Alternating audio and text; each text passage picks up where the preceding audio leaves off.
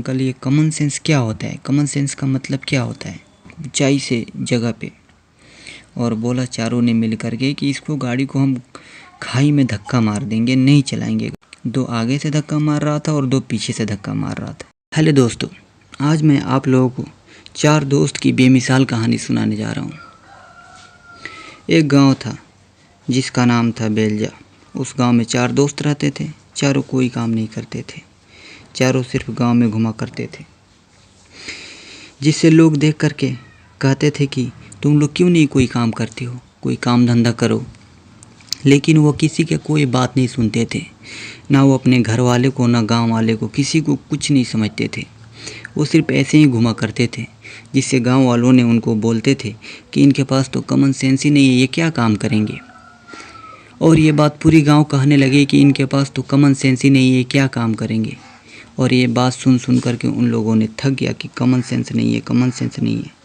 फिर वो चारों ने आपस में राय किया, आपस में मशवरा किया कि ये कॉमन सेंस क्या चीज़ होता है, कॉमन सेंस किस चिड़िया का नाम है, कॉमन सेंस होता क्या है।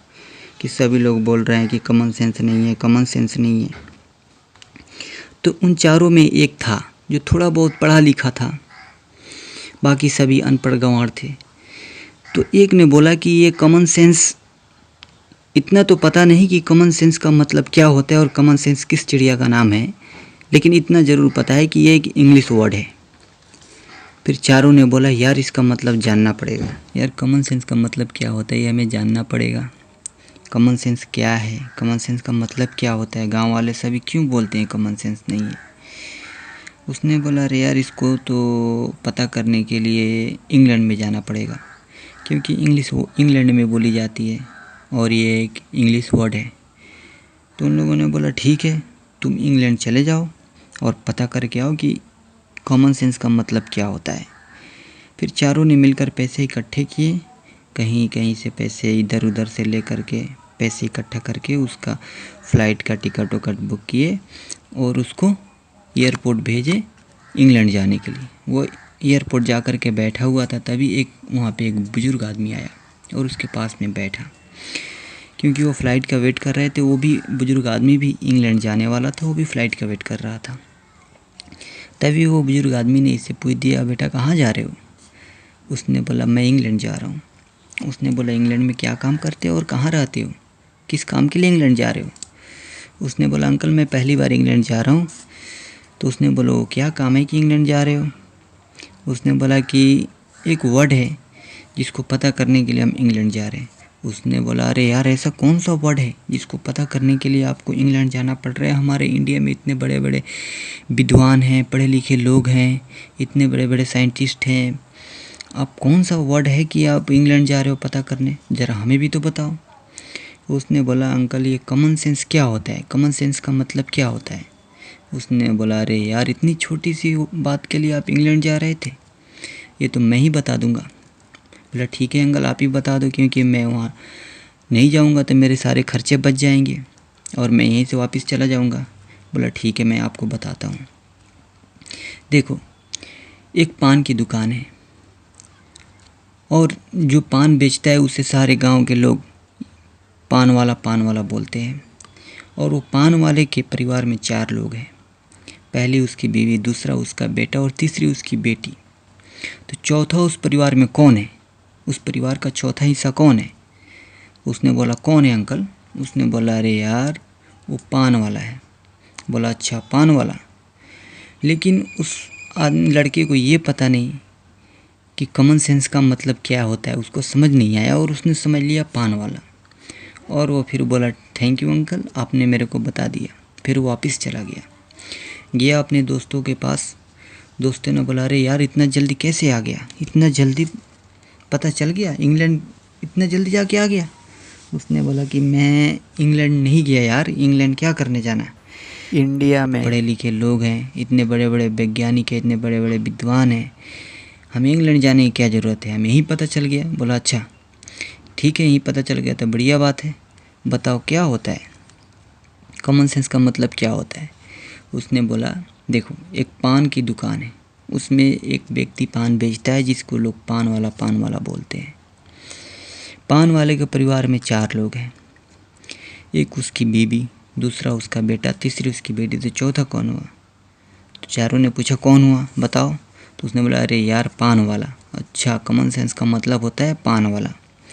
वो सभी ने समझ लिया कि कॉमन सेंस का मतलब होता है पान वाला। फिर उन्होंने सोचा अरे यार हमें तो कॉमन सेंस का मतलब पता चल ही गया, अब हम एक काम करते हैं, कोई काम करते हैं। बोला क्या करें? बोला एक गाड़ी की दुकान करते हैं, गैरेज खोलते हैं, इसमें गाड़ी को रिपेयर करेंगे हम। बोला ठीक है यार, बढ़िया है, चलो करते हैं।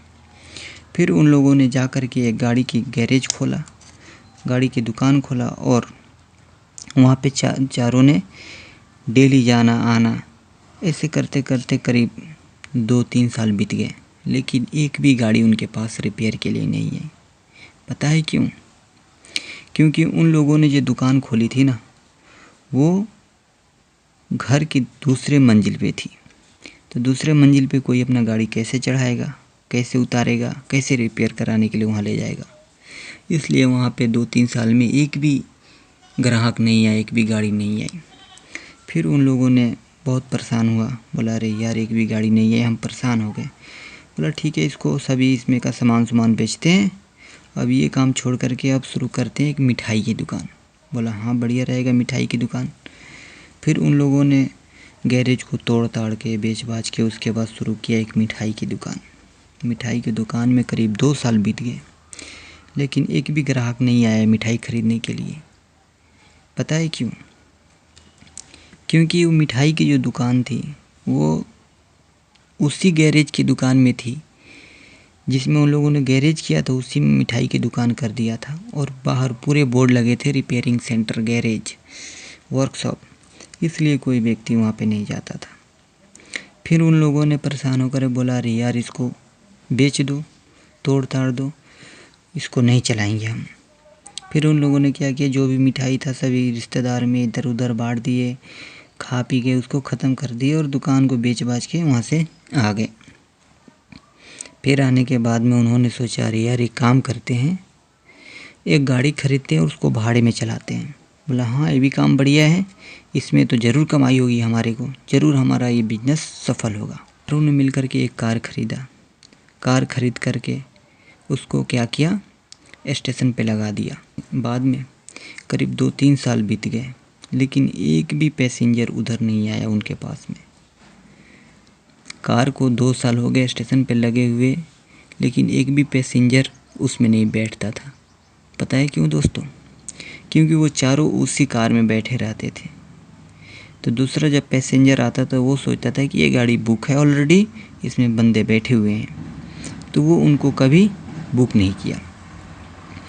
उसके बाद उन लोगों ने बहुत गुस्से हो गए, यार हमारा कोई बिजनेस नहीं चलता है, हमारा कोई काम नहीं होता है, हम लोग कैसे हैं, इधर उधर से पैसे लाते हैं बिजनेस करने के लिए, काम करने के लिए, अब हम क्या करें, हमारे पास पैसे भी नहीं है, अब हम क्या कर सकते हैं, कहीं से पैसे भी कोई देने वाला नहीं।